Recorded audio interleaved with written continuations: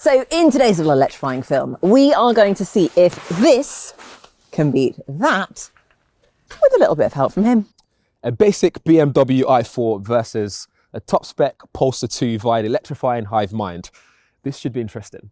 This is going to be a really tough decision because they are two very excellent cars.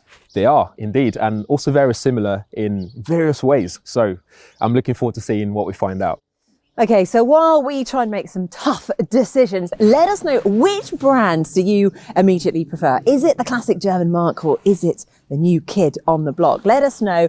And also, while you're there, do subscribe and like our channel because it means we get to make more videos together with Tommy. Tommy? Tommy?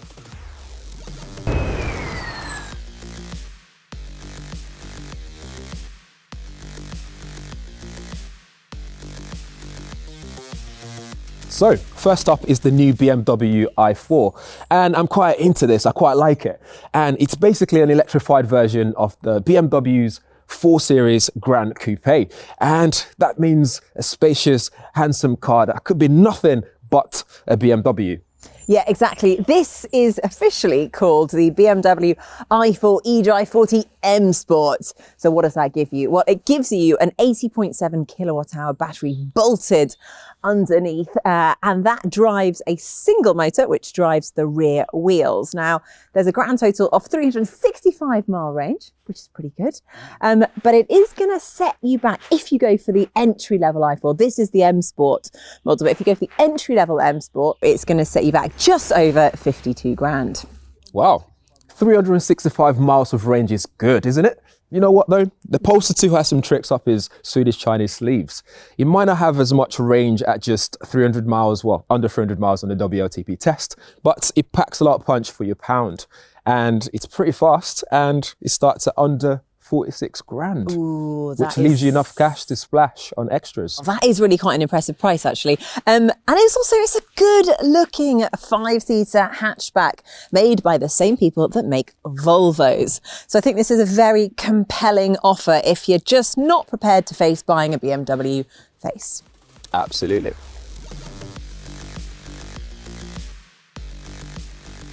Now, these two electric cars aren't particularly groundbreaking, I think, when it comes to style or design. You know, they're not particularly wacky. They're not going to break the internet.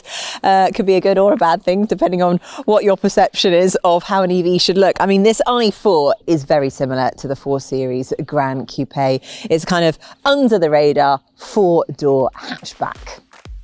If you're particularly observant, you'll notice slim LED headlights and taillights, different bumpers front and back, and the aerodynamic wheels. Plus there's some flashes of blue trim that indicate a BMW iCar, but that's about it. And also, side note, got to talk about the colour. Absolutely beautiful. I love this green. It's officially called San Remo green. To you and I, dark green perhaps, but it is beautiful. Now, with the Polestar 2, it's pretty much the same basic premise, except of course there isn't another internal combustion engine car in its lineup. There are more Polestar models coming out this year, and I'd say just across the board, they're all quite sharp, they're stylish, they're really quite eye-catching when it comes to style and design, I think. It also has 4 doors and a hatch and strikes me as less fussy to look at, with a chopped off rear end plus a full-width light bar. There's also a slightly raised ride height. Now, that's not entirely surprising as the Polestar 2 shares some bits with modern Volvo SUVs, but you do notice the slightly taller stance. Good or bad? Do let us know what you think in the comments below. This is where it gets interesting because both cars have good drivetrains. So the interior of the car and the tech experience plays such an important role. And the BMW i4 does not disappoint at all. In front of us, straight away, you notice this new wraparound display. That's a paired 12.3-inch display and a 14.9-inch display, which one side gives you your driver instruments cluster with all the information that you need to see, like speed, range, and so on. And that also changes as well, depending on the drive mode. So if you go from sport to Comfort to Eco Pro. This would change the sort of experience that you have in this mode. What I also love about this display is the fact that there's plenty of colors there as well. It's very sharp and vibrant, and the menu system is just nice and easy to understand as well. So you still got this iDrive control button here, which you can use to control the system, and it's also touchscreen at the same time. So if you're stationary, you might want to control it using the touch experience, but whilst you're driving, if you really want to quickly select something, you can use the iDrive controller that's right in the middle here. If you go into the home option, you can see that you've got widgets option, which is pretty cool. So you become very familiar with this if you use a smartphone or tablet device already. So you can easily just scroll around and add new widgets on there, which is pretty cool. Going on to the safety equipment as well, we have plenty of safety options on here, like front collision warning and all that kind of stuff. So if we go into your home setting here, go into menu, and we scroll down here, you can see the icons as well, very vibrant, they look really good. We go to driver settings, and then we go to driver assistance straight away. You can select the different things to help you be as safe as possible on the road. It doesn't stop there though. We also have Android Auto and Apple CarPlay here as well. We have wireless charging area here. So if you have a Qi wireless compatible device like my latest iPhone 13 Pro, I can just place it there and charge my device on the go. One thing I also love is the digital key function as well. So if you have a compatible device, you'll be able to connect your smartphone digitally and operate the car in terms of opening the car door and getting out of the car, locking the car up, that kind of stuff. One thing that's really quirky though on the navigation system is the ability to see how far your battery can actually take you in terms of the radius. So as you can see on the map right now, this blue circle here shows me how far I can go on the map with 162 miles left on my range on the battery right now, which is pretty nifty. So overall, this gives you a combination of BMW's quality materials and tech experience to give you a really good immersive experience in it, as well as a great drive experience. With all that said though, the Polestar better bring its A game. You must have some really good tech in there to compete. The good news is the Polestar 2 does really score here. Things have a different vibe in it. It's not as busy as the inside of the BMW with that big display that wraps around you. Things are a bit more minimalist in here. There's less buttons in here to fiddle with, and things just feels a lot more relaxed and zen in here compared to the BMW. Is this more stylish? That's something you'd have to decide for yourself, but I think so. I do like the recycled materials for the seats and dash top. The unvarnished wood and general feeling of solidity. In terms of quality, these two cars are evenly matched. But the Polestar comes alive when we take a look at the options, because all Polestars have Google installed at birth. Now that's a big deal, because Google is good at this stuff. There's all the usual in-car features, as well as the option of a full Vivaldi web browser, app downloads from Google Play Store, intelligent route mapping, a really decent voice operation system via Google Assistant, and comprehensive driver assist systems. You can play back video on the screen, and again, it's intuitive and fast. So here's the thing. Both cars have some amazing features and excellent tech that will grow with you as you have them for longer. You also have over-the-air updates, which means the cars are up to date at all times. One thing that's worth noting though is it's just a matter of preference, and the money you save on the Polestar 2, you can use that to buy extra toys, and those cost far less when compared to that of the BMW. If you want to find out more, get more details about these options available, make sure you check out electrifying.com. We have loads of information on there for you. Now, the good news is that both of these cars are actually decently practical. I think the BMW has a slight edge. It's got a slightly bigger boot, but they're actually both hatchbacks, which I really, really love. Absolutely. And they both seat 5 people. Well, that's 4 really, because for the occasional passenger in the middle, the back, and that's because they don't have that lazy boy sitting in the middle kind of situation going on. And also, when it comes to the battery is mounted on this one on the floor, which means the guy sitting at the back would have to raise their knees quite up high, which can be uncomfortable. But I also like the way they've arranged the back seats for folding purposes on both of them. They've got quirky things to them. So this one, you can fold each one individually. On this one, it's got a tiny little hole where you can mount your ski or maybe golf clubs if you're into golfing. Are you into golfing? A little bit. A little bit. Okay, there we are. Well, that's why you really like the Polestar 2, isn't it? The other thing, of course, is the frunk, because the Polestar 2 gets a nice funky frunk up front. Funky frunk. Try to say that quickly. Where you can store all your cables, which I actually love because I just find it really annoying when you have the cables in the boot. It just looks really messy. Unfortunately, with the i4, you just get a big plastic cover. Not so useful. Tell you what though, I take a bigger boot space over funky frunk any day. Yeah, fair point. Yeah. And also, when you sat at the front, especially in this one though, in the Polestar 2, I find that the center console is always banging my left knee. So it can become uncomfortable on long road trips. That's quite frustrating. And speaking of banging knees, I also bang my head trying to get into the back of the Polestar 2. I think accessibility getting in and out is kind of the same for the front. Maybe the Polestar's a bit easier because it's a little bit raised up, whereas in the back, despite hitting my head on the Polestar 2, I did actually find it smaller getting into the i4. So just something to be aware of. I'm going to be straight to the point here. The BMW kills this bit.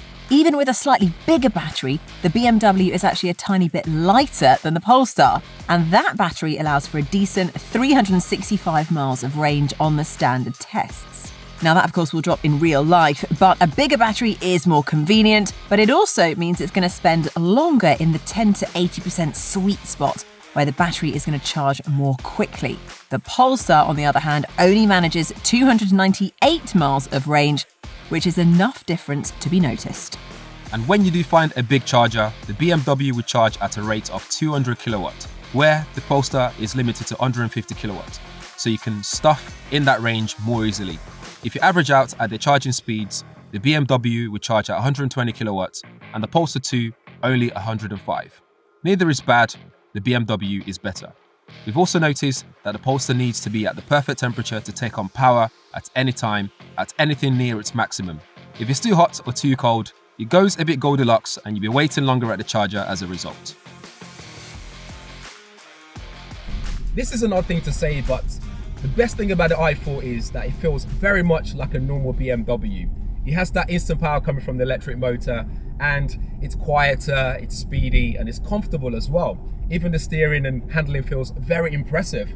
Plus, the difference between sports mode and comfort mode are quite noticeable. The steering becomes more precise, even more so than it already is in comfort mode. And yes, it has one electric motor driving the rear wheels, and it's got less horsepower than the Polestar 2, but do we really need something that's faster in terms of 0 to 62 in 5.7 seconds? Surely that's fast enough. But I'm really impressed with this, and it feels like BMW are really stepping it up. Agreed, the i4 is fast enough, but did anyone ever turn their nose up to more speed? Yeah, didn't think so. Because this Polestar 2 is actually properly fast. I really love it. It's actually a second faster than the BMW to 62 miles an hour from rest, and you can really feel the difference. Plus, of course, this has all-wheel drive, so you're never sort of lacking for traction, looking for that bit more, even in the wet. Overall, this is quite a different drive experience. It's fun, it's quick, even though it is worth pointing out there are no drive modes to change the car's behaviour, but you do have decent regenerative braking, although it's not quite as clever as the BMW system that uses GPS. Overall, the steering is good, but maybe not the most responsive and precise. One thing that's actually really interesting is that you can get over-the-air updates with this that can give you more power and more speed. It's going to cost you 620 quid, but I quite like the idea if you just park your car, you go to sleep, you get back in it the next morning, and it goes faster for you for a small fee. Quite a nice little add-on. Now there is, of course, that BMW i50. It's twin motored. It is faster still than this Polestar 2. However, of course, it comes with a bit of a price tag, and it does mean more money. So I think when it comes to the driving, it's a bit of a draw. BMW is more grown up, but the Polestar 2 is a little bit faster, and maybe just a bit more fun. Okay, Tommy, so what are you thinking? Tough one, and genuinely no false jeopardy here. I think they're both excellent pure electric cars. It really is a difficult one, isn't it? Yeah, I think what I've really loved is the interior and the tech of the Polestar 2. Also, who doesn't love a bit of extra speed? Win-win there. And also, it is a bit cheaper. Actually, quite considerably cheaper than the i4. Yeah, but I also like the BMW's looks, and it's better at charging and better range on there as well. And it absolutely competes when it comes to quality and the tech inside of the car, even though it edges that one in terms of the cost and stuff. But when you work out the price on a lease, they're very similar in price. Yeah, that is a really good point when it comes to the prices of those leasing deals. I do love the BMW because I think it just feels a bit more grown up, doesn't it? It's really quite refined, and the drive on it is just something really quite special. Okay, so what is the final verdict? I'm sticking with the Polestar 2. It's got a nice minimalist design. I love the interior, Google operating systems in there. I just like the feel of it. It feels cozy inside as well. So I'm going to stick with the Polestar 2 and that grille. Oh, not doing I it can't for believe me. you pointed out. We got so far into Absolutely a review, not. and Absolutely there we not. are. I can see through the grille. And what I love about the BMW i4, which is going to be my pick of today, is just the pure enjoyment from the drive. It really is something quite special. You can't really tell the difference between jumping into a petrol powered car and this. So I think actually if you are making the switch, this is a good place to start. It is really very refined. I do like the familiarity as well that you do get with the BMW i4. So for me, it's going to be the i4. So after all that, Tommy, it's a draw. Can you believe it? Tell us what you think in the comments below. Who's right, me or Tommy? Would you go for the i4 or the Polestar 2? We'd love to hear from you. If you want to know more about the Polestar 2 or BMW i4 versus some of their popular competition, please do log on to electrifying.com or check out our videos on YouTube. And don't forget to click on the bell icon so that you know when our latest videos has dropped.